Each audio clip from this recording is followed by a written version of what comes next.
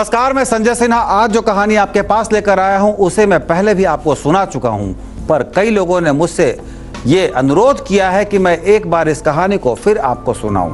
वैसे तो कहानियां कभी पुरानी नहीं होती, और अगर वो रिश्तों की कहानियां हो तो बिल्कुल नहीं। तो आज सुनाता हूं आपको पासपोर्ट वाली कहानी।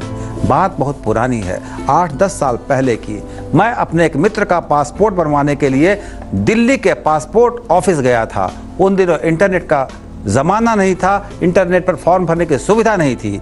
पासपोर्ट दफ्तर में दलालों का बोलबाला था और खुलेआम दलाल पैसे लेकर पासपोर्ट के फॉर्म बेचने से लेकर उसे भरवाने, जमा करवाने और पासपोर्ट बनवाने का काम करते थे। मेरे मित्र को किसी कारण से पासपोर्ट की जल्दी थी, लेकिन दलालों के दलदल में वो फंसना नहीं चाहते थे। हम पासपोर्ट के दफ्तर में पहुंच गए। लाइन में लगकर हमने पासपोर्ट का तत्काल फॉर्म ले लिया, पूरा फॉर्म भर लिया। इस चक्कर में कई घंटे निकल चुके थे और अब हमें किसी तरह पासपोर्ट की फीस जमा करानी थी। हम लाइन में खड़े हुए, लेकिन जैसे ही हमारा नंबर आया, बाबू ने खिड़की बंद कर दी और कहा कि समय खत्म हो चुका है, अब कल आइएगा। मैंने उससे मिन्नतें की, उससे कहा कि आज पूरा दिन हमने खर्च कर दिया है, बस केवल फीस जमा कराने की बात रह गई है, कृपया फीस ले लीजिए। बाबू बिगड़ गया, कहने लगा आपने पूरा दिन खराब कर दिया तो क्या उसके लिए वो जिम्मेदार है? अरे सरकार ज्यादा लोगों को बहाल करे, मैं तो सुबह से अपना काम ही कर रहा हूँ। मैंने बहुत अनुरोध किया पर वो नहीं माना। उसने कहा कि बस 2 बजे तक का समय होता है, 2 बज गए, अब कुछ नहीं हो सकता। मैं समझ रहा था कि सुबह से दलालों का काम वो कर रहा था, लेकिन जैसे ही बिना दलाल वाला काम आया, उसने बहाने बनाने शुरू कर दिए। मैं ये भी समझ गया था कि अब कल अगर आए तो कल का पूरा दिन निकल जाएगा, क्योंकि दलाल हर खिड़की को घेर कर खड़े रहते हैं और आम आदमी वहां तक पहुंचने में बिलबिला उठता है। इसलिए मुझे पता था कि कल भी आऊंगा तो शायद मेरा काम ना हो। मेरा मित्र बहुत मायूस हो गया था। उसने कहा चलो संजय, कल फिर आएंगे।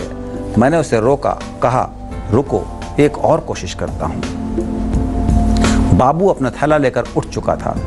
मैंने कुछ कहा नहीं, चुपचाप उसके पीछे हो लिया। वो उसी दफ्तर में 3री मंजिल या 4थी मंजिल पर बनी एक कैंटीन में गया। वहां उसने अपने थैले से लंच बॉक्स निकाला और धीरे धीरे अकेला खाने लगा। मैं उसके सामने की बेंच, उसने मेरी ओर देखा और बुरा सा मुंह बनाया। मैं उसकी ओर देखकर मुस्कुराया। उससे मैंने पूछा कि रोज घर से खाना लाते हो? उसने अनमने से होकर कहा हाँ, रोज घर से लाता हूँ। मैंने कहा तुम्हारे पास तो बहुत काम है, रोज बहुत से नए नए लोगों से मिलते होगे। वो पता नहीं क्या समझा और कहने लगा कि हाँ, मैं तो एक से बढ़कर एक बड़े अधिकारियों से मिलता हूँ। कई IAS, IPS, विधायक और न जाने कौन कौन लोग रोज यहाँ आते हैं। मेरी कुर्सी के सामने खड़े होकर वो इंतजार करते हैं। मैंने बहुत गौर से देखा। ऐसा कहते हुए उसके चेहरे पर अहंकार का भाव था।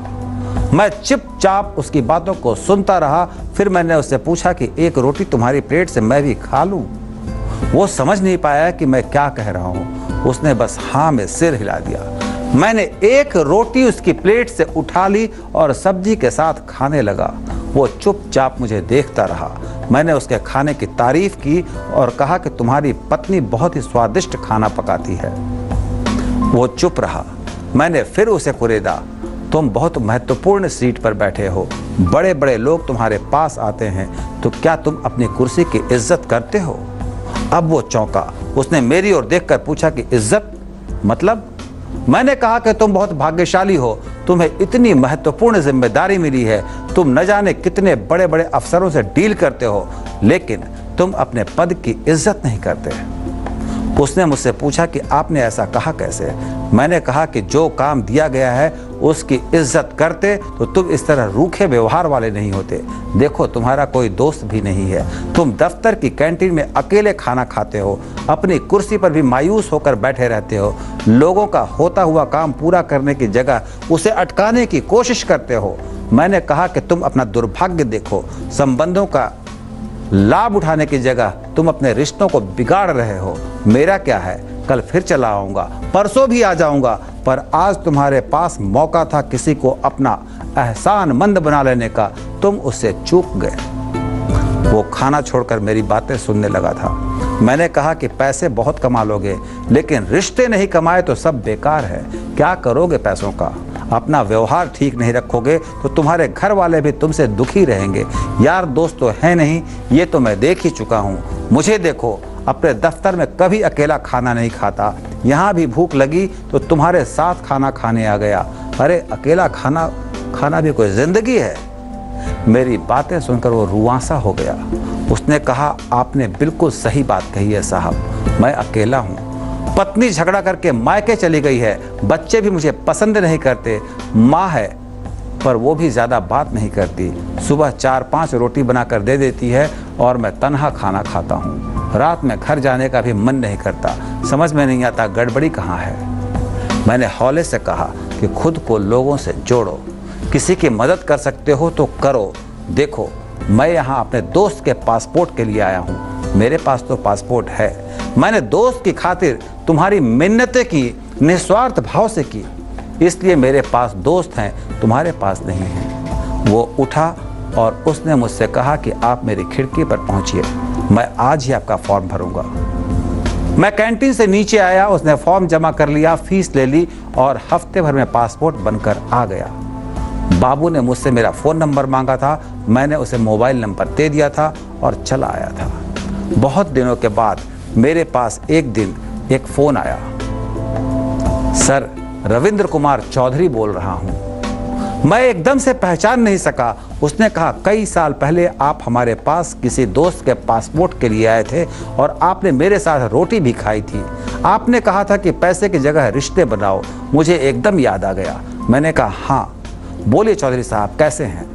उधर से खुश होकर उन्होंने कहा, साहब उस दिन आप चले गए, फिर मैं बहुत सोचता रहा।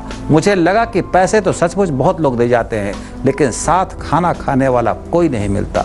सब अपने आप में व्यस्त हैं। साहब, मैं अगले दिन ही पत्नी के मायके गया, बहुत मिन्नतें करके उसे घर लाया। वो मान ही नहीं रही थी। वो खाना खाने बैठी तो मैंने उसके प्लेट से एक रोटी उठा ली और कहा कि साथ खिलाओगी क्या? वो हैरान थी, वो रोने लगी। फिर मेरे साथ चली आई, बच्चे भी मेरे साथ चले आए। साहब, अब मैं पैसे नहीं कमाता, रिश्ते कमाता हूँ। जो आता है उसके काम को कर देता हूँ। साहब, अगले महीने बिटिया की शादी है, आपको आना है, अपना पता भेज दीजिएगा। मैं और मेरी पत्नी आपके पास आएंगे। मेरी पत्नी ने मुझसे उस दिन पूछा था कि पासपोर्ट दफ्तर में रिश्ते कमाना कहाँ से सीखे, तो मैंने पूरी कहानी बताई थी। आप किसी से नहीं मिले, लेकिन मेरे घर में आपने सबसे रिश्ता जोड़ लिया है। वो बोलता जा रहा था, मैं सुनता जा रहा था। सोचा नहीं था कि सचमुच उसकी जिंदगी भी ऐसी कभी हो जाएगी जब पैसों पर रिश्ता भारी पड़ेगा। सचमुच आदमी भावनाओं से संचालित होता है, कारणों से नहीं। कारणों से तो मशीनें चला करती हैं। मुझे पूरी उम्मीद है कि मेरी ये कहानी आप शायद पहले भी सुन चुके हों, और नहीं सुने तो आज आप इस कहानी के मर्म को मैं दोबारा कह रहा हूं। नमस्कार।